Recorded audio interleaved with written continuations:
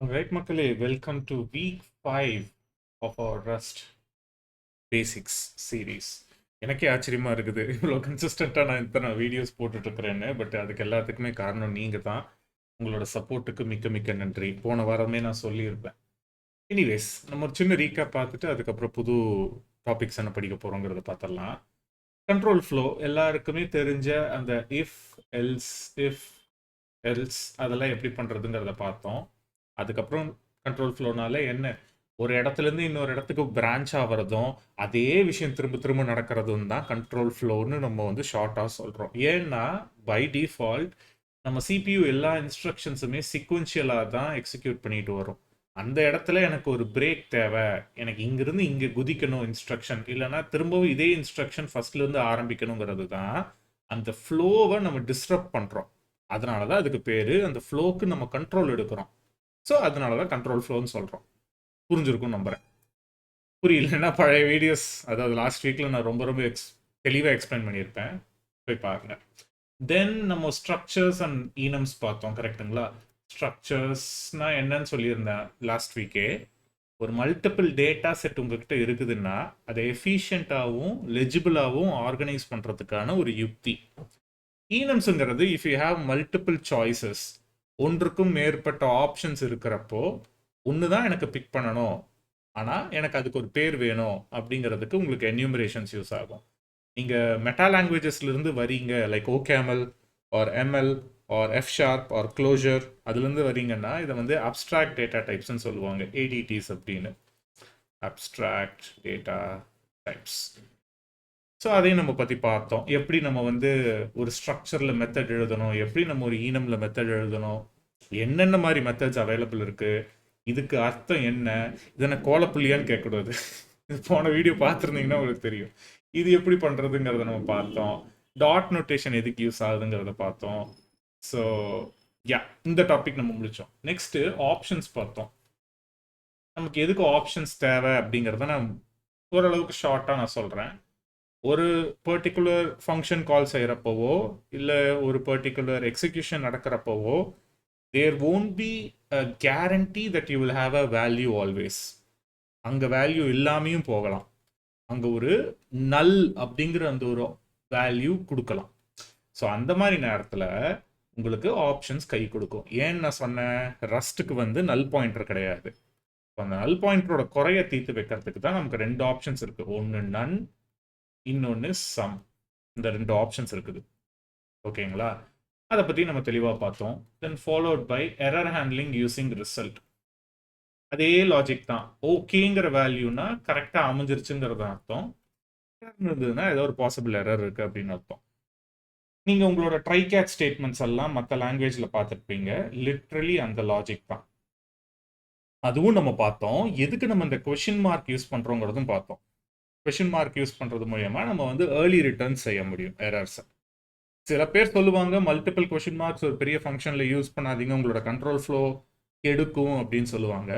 அதெல்லாம் அட்வான்ஸ்டாக நம்ம ப்ரோக்ராம் பண்ணுறப்போ அதை நம்ம டிப்ஸாக எடுத்துக்கலாமே தவிர, ஏர்லியாக இப்போ என்ன மாதிரி கற்றுக்குட்டிகள்லாம் ஃபஸ்ட்டு டைம் ரஸ்ட்டு கற்றுக்கிறப்போ அதெல்லாம் போட்டு ரொம்ப குழப்பிக்கணும்னு அவசியம் இல்லை.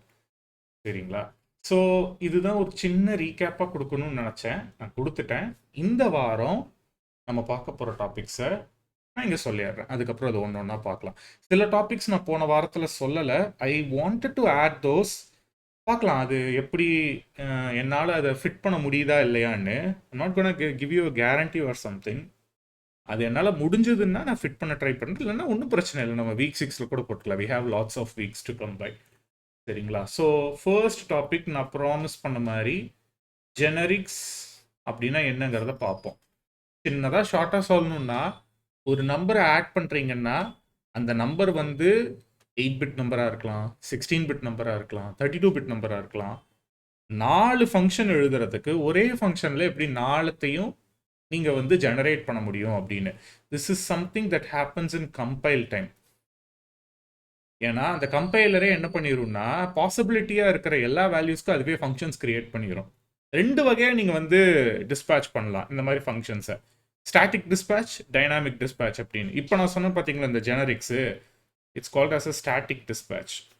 ஏன்னா கம்பைல் டைம்லேயே எல்லா பாசிபிள் ஃபங்க்ஷன்ஸும் அது கிரியேட் பண்ணி கொடுத்துரும். யாரு? நம்ம கம்பைலர் தான். டைனாமிக் டிஸ்பேட்சுங்கிறது அந்த ப்ரோக்ராம் ரன் ஆகிறப்போ டிசைட் பண்ணி கொடுக்கறது. நம்ம படிப்போன்னு வைங்களேன் அதை பற்றி. சரிங்களா? இப்போ செகண்ட் திங் வந்து ட்ரெய்ட்ஸ்.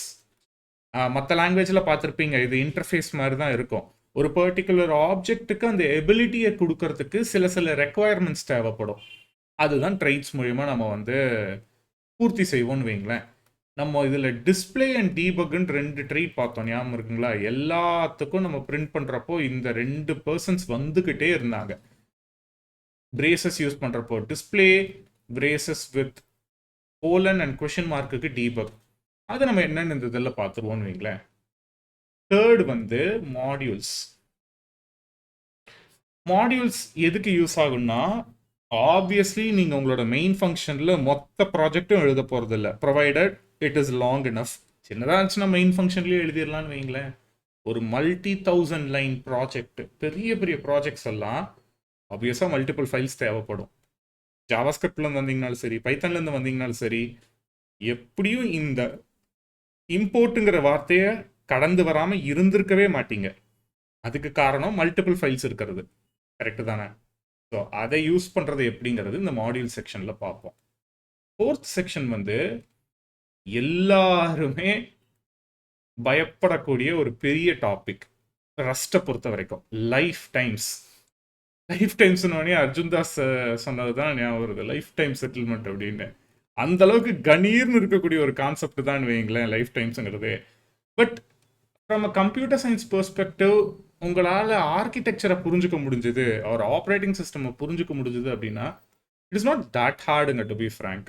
என்னால் முடிஞ்ச அளவுக்கு நான் அதை கிளியர் பண்ண ட்ரை பண்ணுறேன். பட் இன்கேஸ் நம்ம வந்து ஃப்யூச்சரில் ஏதோ ஒரு ப்ராஜெக்ட் செய்கிறப்போ எவென்ச்சுவலி நம்ம இந்த எரர்ஸை தாண்டி வர்றப்போ நான் கற்றுக் கொடுக்கறது எனக்கே ஹெல்ப் ஆகுதான்னு பார்ப்போம். And fifth and last thing வந்து இட்டிரேட்டர்ஸ் அண்ட் க்ளோஷர்ஸ்.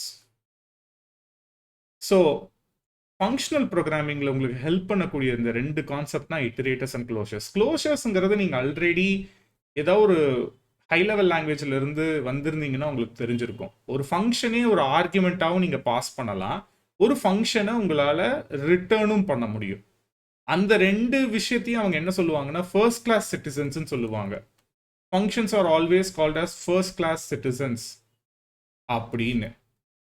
அது ஏங்கிறத நம்ம இந்த செக்ஷன் வரப்போ பார்ப்போம். இட்டிரேட்டர்ஸ் எதுக்கு யூஸ் ஆகும்னா, நீங்கள் ஃபங்க்ஷனல் ப்ரோக்ராமிங் செய்யறச்ச ஒரு லூப்பை நீங்கள் வந்து ப்ரொசீஜரல் வைஸாக எழுதாமல் ஃபங்க்ஷன்ஸை யூஸ் பண்ணி எழுதுவீங்க. எப்படின்னா, இப்போ சே ஃபார் எக்ஸாம்பிள் ஒரு 5 எலிமெண்ட் இருக்குதுன்னு வைங்க.